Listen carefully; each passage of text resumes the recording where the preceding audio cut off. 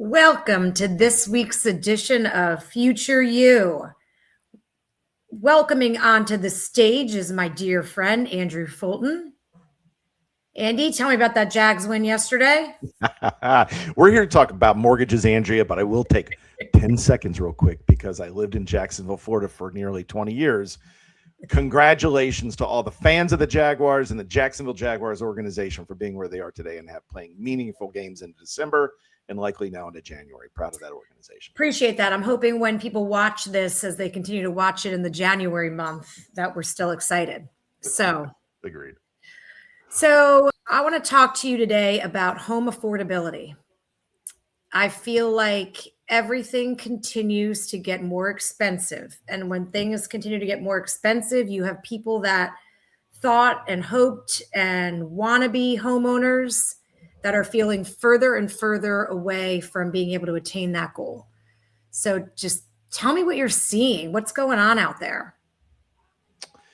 Yeah, boy, is the key word affordability in today's headlines. I think the housing market plays a central role in the debate about affordability in the United States right now.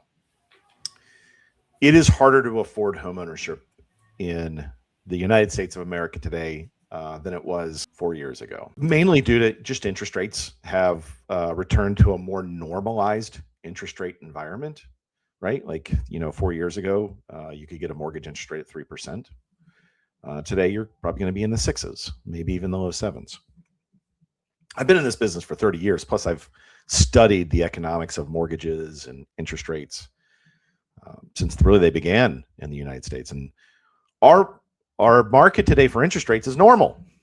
This is where most homeowners in generations past, this is where interest rates were. They've been way higher than this. They've been lower than this. But this is, we're kind of sitting in the average point right now. But it has made them less affordable than they were 4 years ago. The other part is the cost of homes. When the financial crisis happened in 2009, it took a lot of home builders out of business. And quite honestly, a lot of contractors, a lot of skilled workers in the home building just industry in general found other careers because there was no business for, a good 2-3 years, 15 years ago. Right. And we just have never recovered from that, right? We've never gotten back to the place of building enough homes to meet the demand of the growing households in the United States. So you have two things happen post-pandemic. You have rates return to a more normalized rate level, and you have inventory not keeping up with demand of home ownership, causing homes to rise not 2 or 3% a year, but rise 7 or 8% a year. And in some markets and in some neighborhoods, homes have nearly doubled in price in the last 4 years. So it's very difficult. So that's what I first want to establish is affordability is not a hoax when it comes to owning homes. But there are ways to strategically save money, and there are ways to make homeownership more affordable in almost any market. Mm-hmm. Tell me how. Okay. Well, let's talk about folks that aren't currently homeowners right now, right? If you're not a homeowner right now, but that is a goal, it's a desire of yours to own a home, have a place that you sleep at night with you or your family, kids, whatever. A few things, I'll put 3 easy things on the table. One, I want to talk about seller concessions. We've talked about that on past videos. I want to talk about it again. A seller concession is something you can negotiate when you're making an offer to buy a home, that the seller is going to contribute a seller concession, an amount of money back to you as the buyer to help you afford the house. Most people have to obtain a mortgage when they buy a house. If you have to obtain a mortgage, there are limitations to the amount of seller concessions a seller can provide to you. They can go up to, I think, as much as 4%. There are even some unique scenarios, especially for veterans, where sellers can help even more. But anywhere from 2, 3, 4%, depending on how much you're putting down, is about how much you get in a seller concession. So if you think about, I think the average home price in the United States is $400,000 right now. $10,000 is a realistic seller concession that you can negotiate in the terms of buying a house. In fact, I even encourage potential home buyers to, instead of negotiating the price of the home, negotiate with offering the market price that they have it listed at, and then negotiate where the seller concessions are concerned. Seller concessions can help you immediately at the closing table. They can pay for the closing costs. You have less money out of pocket at closing. That makes it more affordable. The other seller concessions can help you is they can help what's called buy down a mortgage interest rate, meaning there is a way to get a lower interest rate with lenders if you pay what's called points up front. I'm not going to get into all the details of points, but it's a fee up front that you pay to get a better interest rate and save money over a long time life of the mortgage.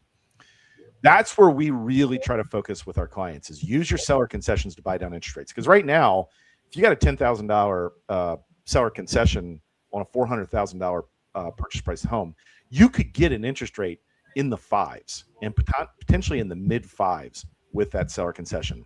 That makes a home much more affordable depending on the loan size you're looking at and the down payment and yada yada yada. So that's the first way, is seller concessions.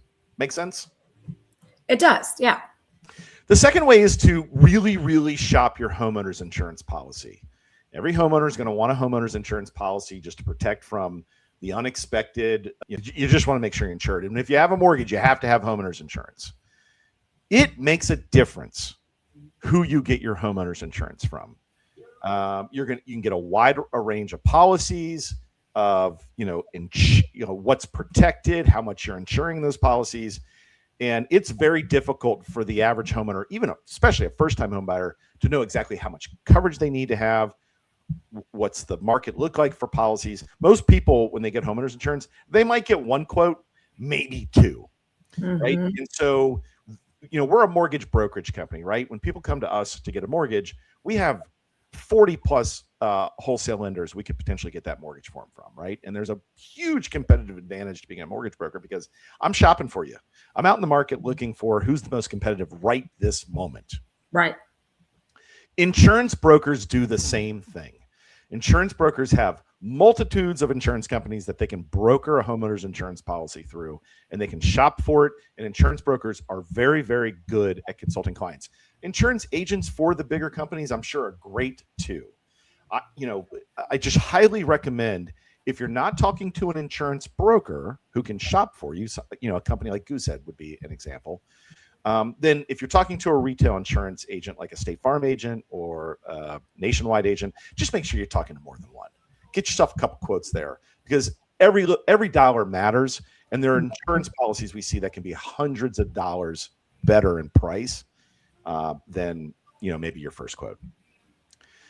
The third way I want to talk about saving money if you're looking to buy a home. And this is gonna talk to a different audience, right? So the audience I'm talking to for the first two is, I need to make sure my payment's the lowest it can be. My payment is how I'm measuring affordability. Right. For some people, it's not necessarily payment. There's people succeeding very well in whatever business they're in. Maybe there's dual income streams in a household. Maybe it's not so much about payment. It's more about, where am I going to be 10 years, 15 years, 20 years down the road? I've got the cash flow, but what I don't want to do is strap myself with debt that is going to cause me to have to change maybe my retirement goals or my career goals, or maybe some risks I want to take down the road. In those particular cases, if payment isn't most important to you, but you're trying to find a way to save money, then term is what you really need to be paying attention to. The majority of homeowners that get a mortgage in the United States just default to a 30-year fixed rate mortgage. I implore anybody that has the cash flow to seriously consider a 15-year fixed rate mortgage in the market today, for two reasons. One, you're going to get a better interest rate on a 15-year fixed rate mortgage.